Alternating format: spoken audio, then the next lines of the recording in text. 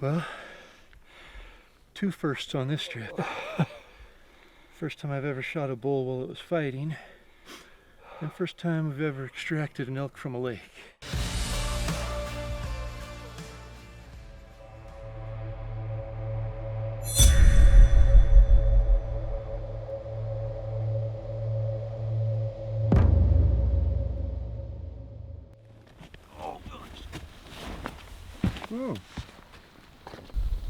We may have slept in a little bit.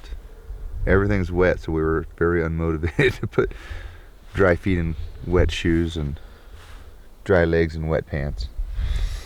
But here we're going for it. The wind's kind of blowing this morning, so it's going to be hard to hear bugles. It's not real conducive to bugling action, but there's some pretty easy ridges to walk, and we think we might try to stay out of the reprod and the leafy stuff and hit these dry ridges and just walk along and see if we can, the wind will carry us a bugle from somewhere down in the canyons where we just came from. So hopefully there's elk somewhere. We just have to find them.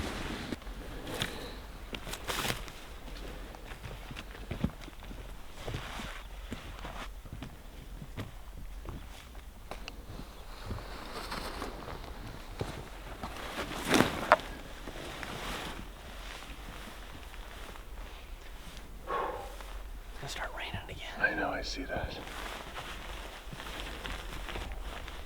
You can't hear anything. I think we're gonna get wet. Oof. It's too early for that.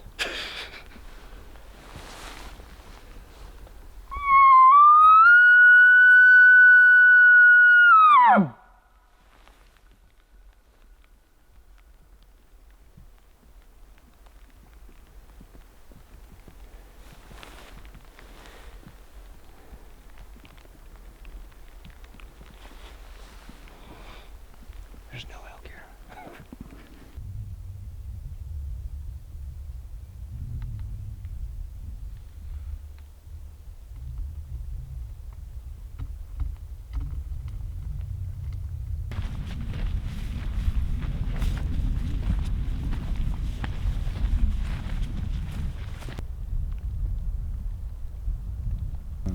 We dropped our packs just above our last camp and came out this ridge without our packs. I brought my bow. That can tell you right there how confident we were in finding elk, that we didn't bring our packs and our knives, and we just brought a bow and some calls in hopes, one last ditch effort to get something to answer in this biological wasteland. It's kind of drizzly, rainy. We're just seeing if we can get something to pipe off, hopefully. Otherwise, we're gonna hike back to our packs, grab that, and just kind of start hunting our way back out to the rigs, and then yeah, kind of go to plan B at that point. So the wind's blowing a little bit. It may be hard to hear a far off bugle. Glassing is not real good right now either. So I guess we'll sit here and call for a little bit and see if we can hear anything. Otherwise, we'll just head back, get our packs, and head south.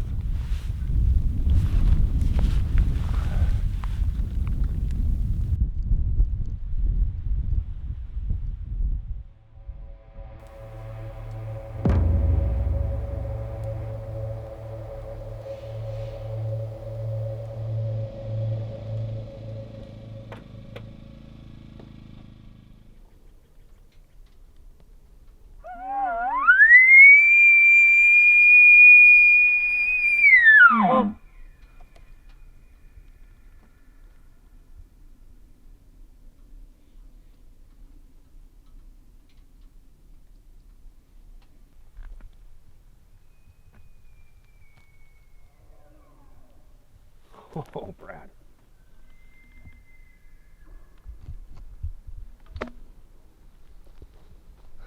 Two of them? Or No. he just fired up? Oh, he's fired up.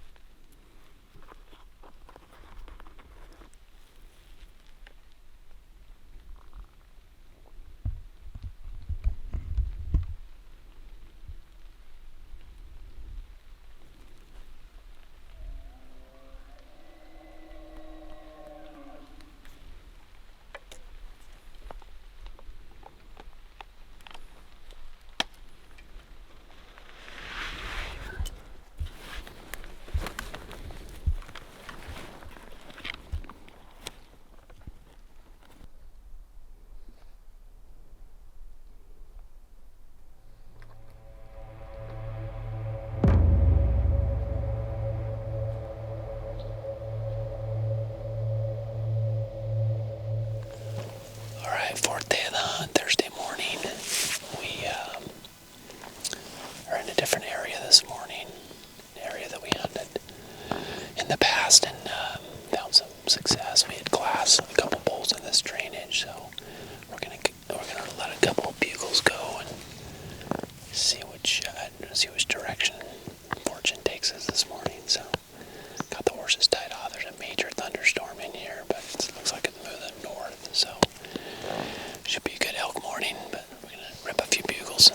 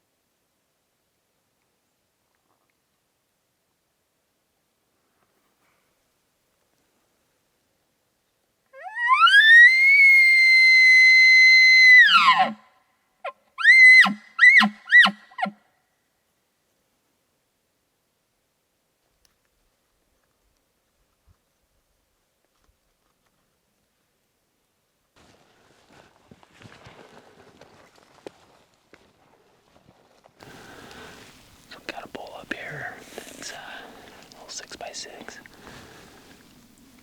Just worked into the bottom. He wasn't super interested in the calls. But Jeff's gonna stay back and I'm gonna sneak up. Just real quiet in the bottom. Jeff will occasionally bugle back here, see what we can get him excited a little bit.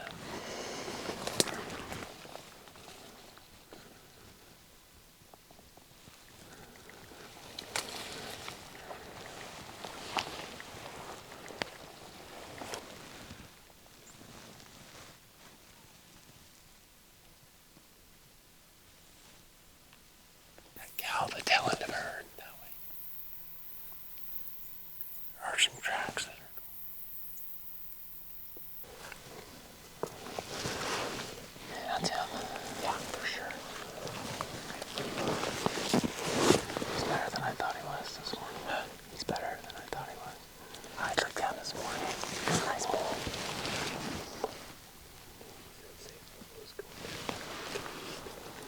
I think he just hooked around and went up the hill. That bull we were chasing this morning, we thought he would just move up into this drainage, but we could see a bunch of other cow and calf tracks, so we knew there was more in there. They ended up bailing over another ridge, and we saw them like a mile away. They were just heading a different direction, so we didn't bump them. That's where they were going.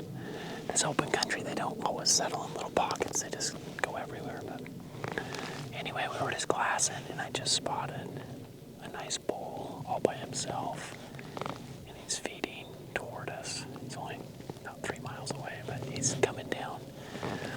So we're gonna cut the distance in half and get into a little saddle and see where we can maybe bed him down and get his stock in on him. So he's bugling a little bit, so it could be callable as well. So that's the game plan.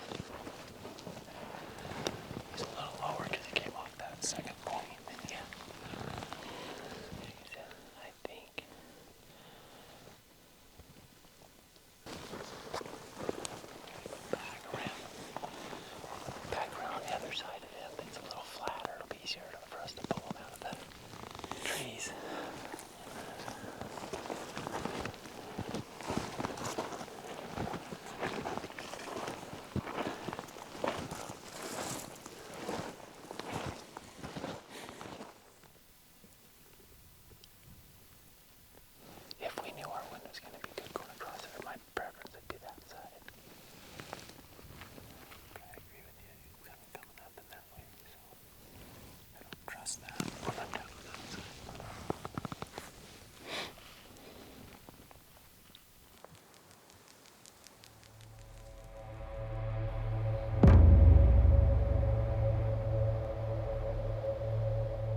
I think the plan today is where we saw the 4 bulls feed across.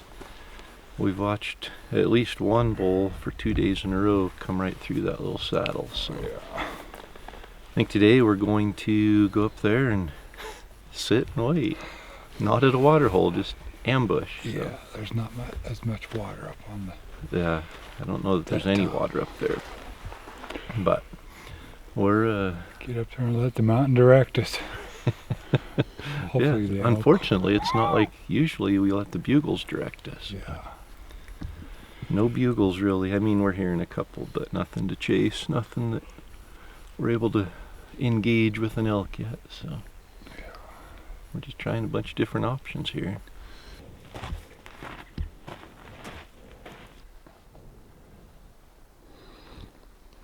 Right on the hillside where we came down last night.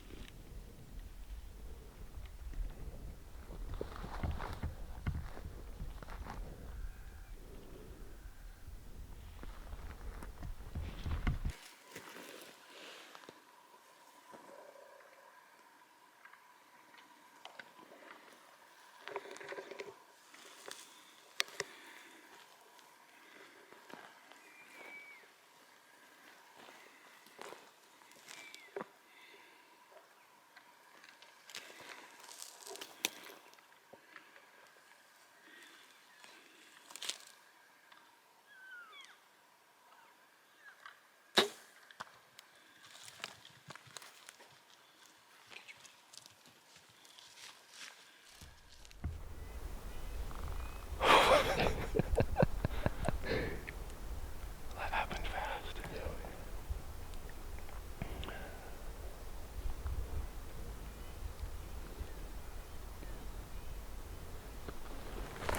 We just popped right up on the ridge. There's all sorts of fresh sign, like really fresh. And I stopped to start glassing over there and I heard. I'm like, sounds like it's right here. It's got to be a bird. Look, 2 bulls fighting right here. Like, I ranged 47 yards. Took 2 steps to get a clear shot and shot him for 45. So there were 3 bulls there, 2 of them fighting, 1 right behind.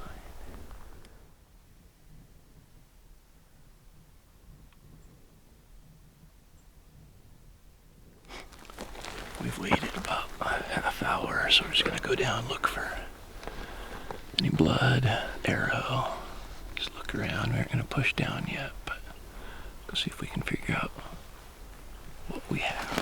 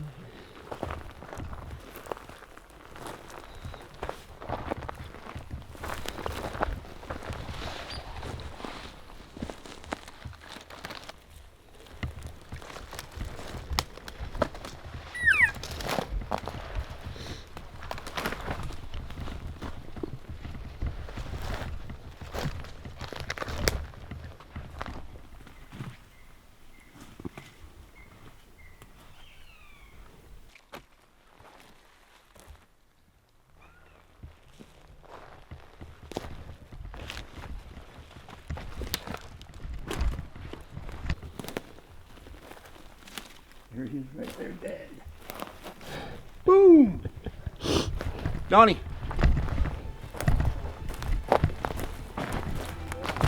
He's dead.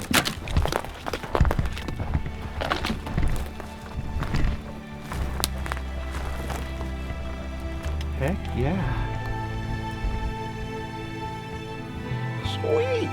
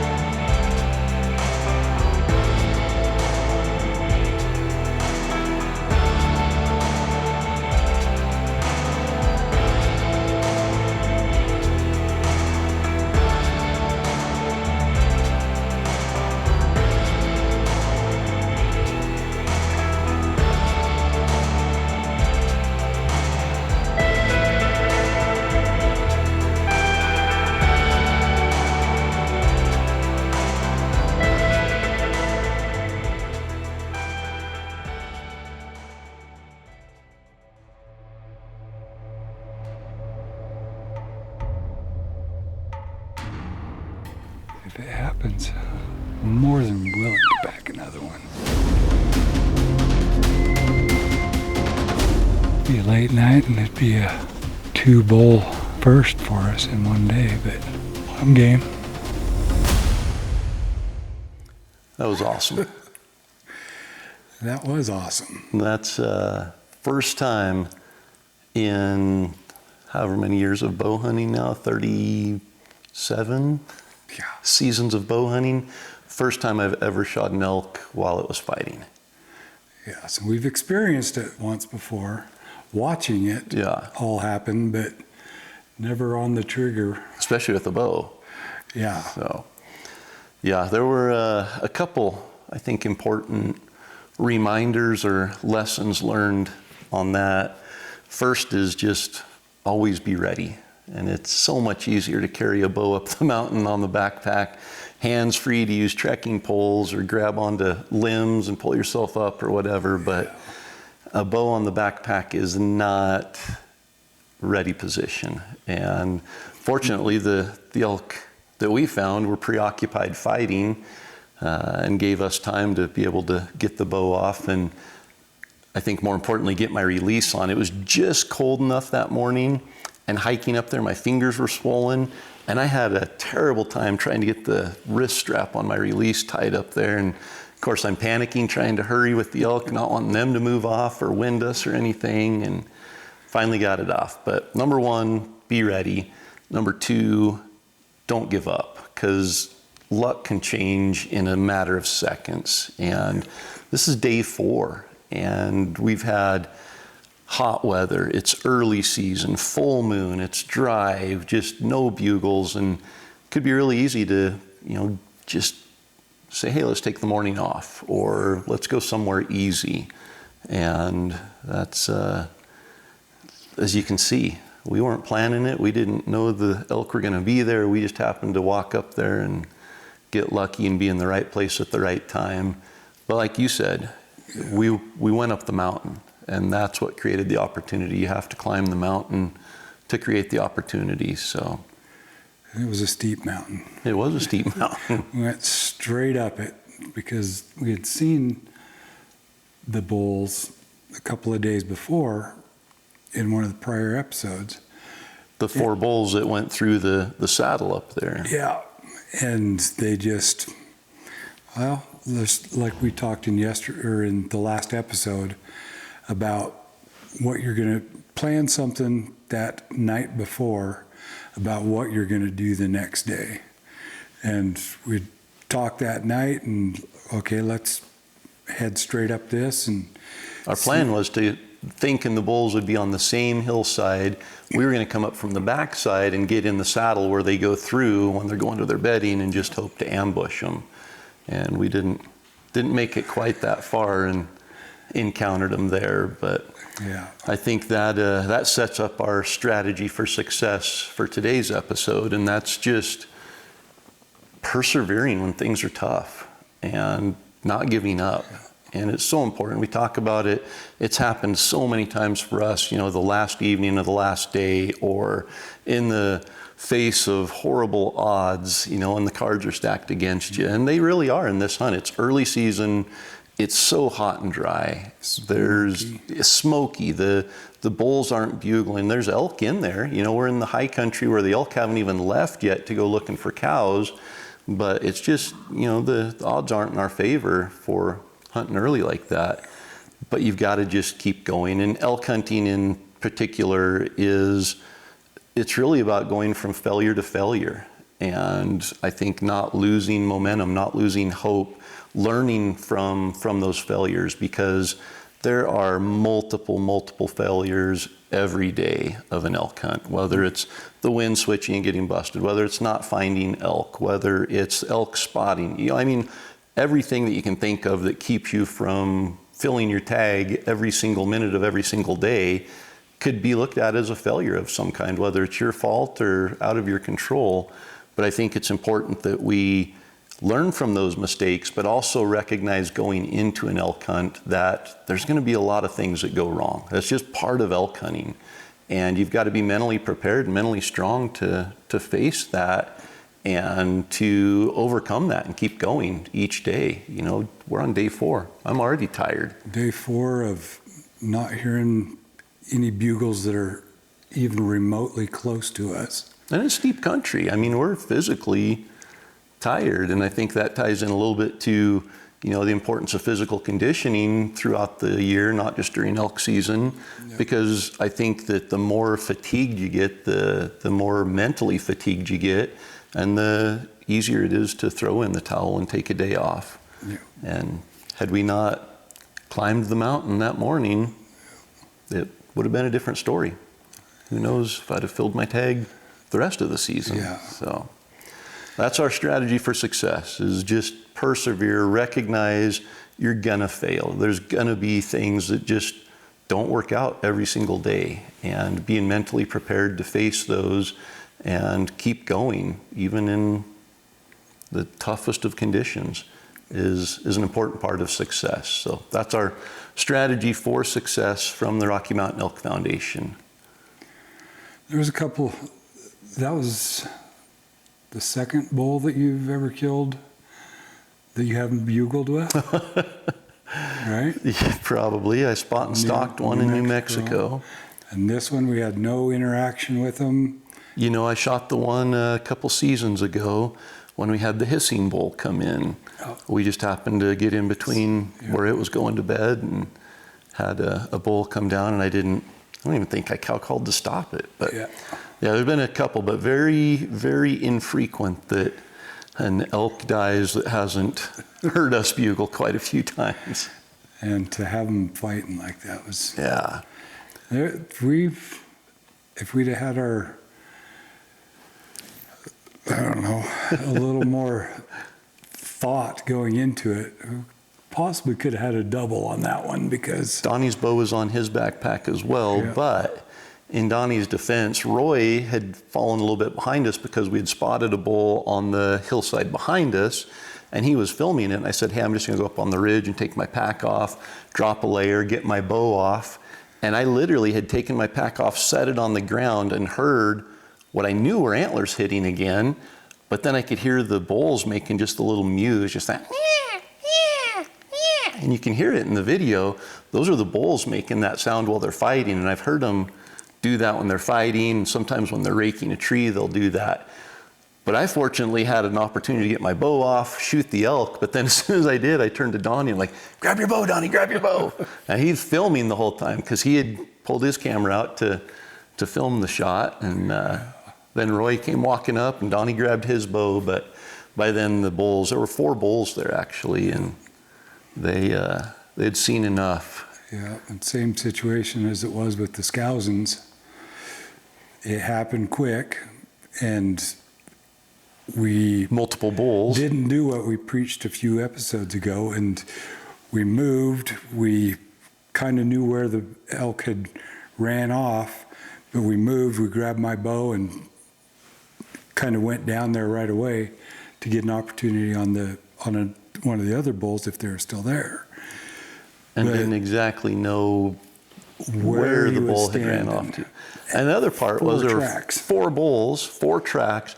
They all went 4 different directions. And I saw a bull run off to the left that I thought was the bull that I had shot. And so I spent quite a bit of time over there, couldn't find any blood.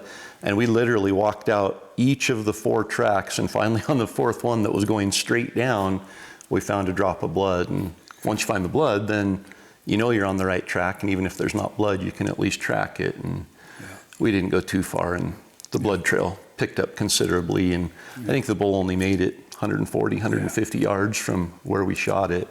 But yeah, it took a little bit to sort out the track and the blood trail and find it. But we spent the rest of the morning packing, and wasn't an easy pack. Wasn't the hardest one we've ever been on, but it was it was a challenge. It was. There's a couple of down logs. Yeah. I won't complain because the SKOUSENs are not getting into a lot of action from a bugling standpoint, but it sounds like they're covering some ground. I think you say 12,000 steps by 11 o'clock already. And that's not combined. And then Pure Elevation is probably putting in about as many steps in even more rugged country. Yeah, half the distance. And I'm starting, they mentioned something about maybe heading back towards the trucks and maybe relocating. You don't go into an area like that to have 1 or 2 bugles a day and have it probably be a 5-point.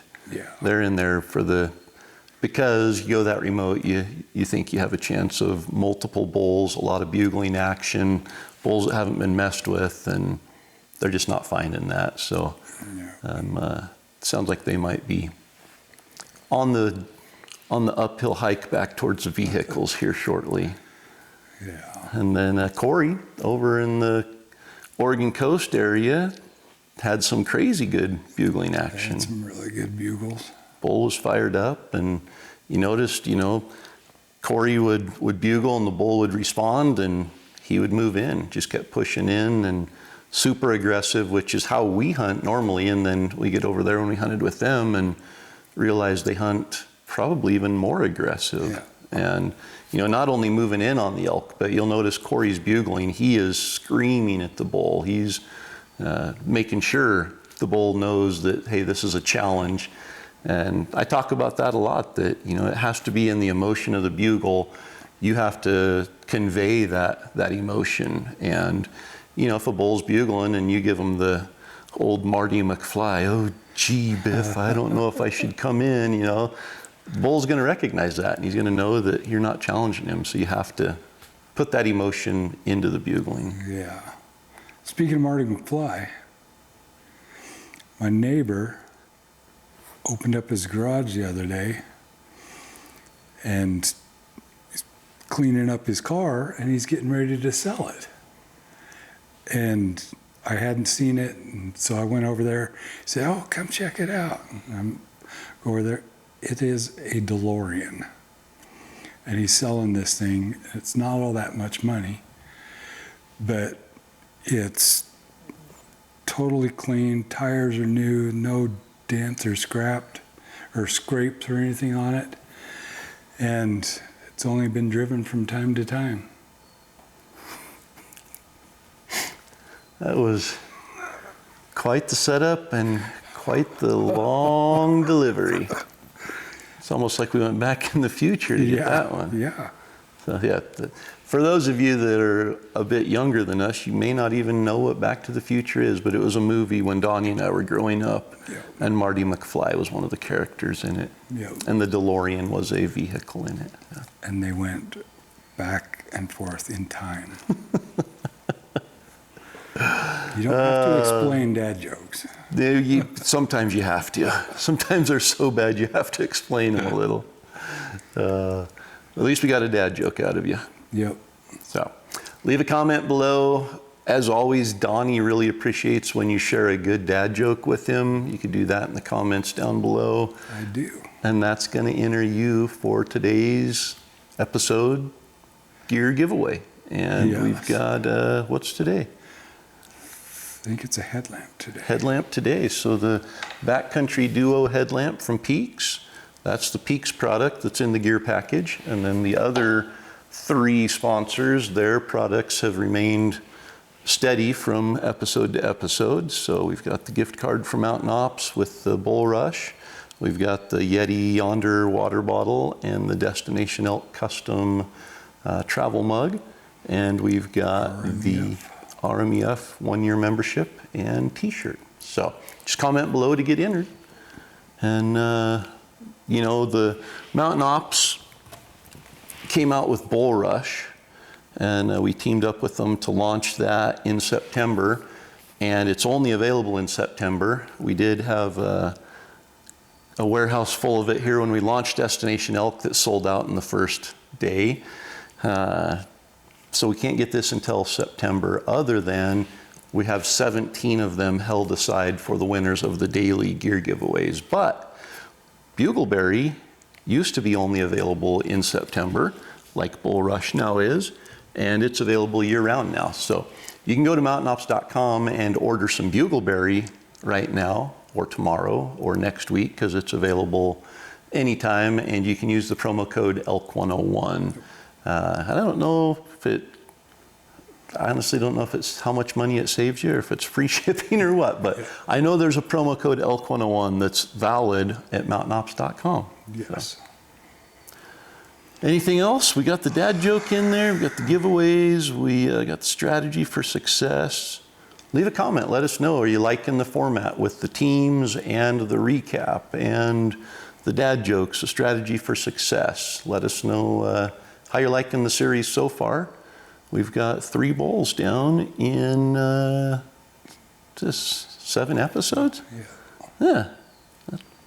Not too bad. Not too bad. Not too bad. We'll see if we can get one. Still some tags left. Yeah. Cory's got a bull that's still bugling, Roosevelt bull that's still screaming across the draw from him. So we'll see what happens in the next episode.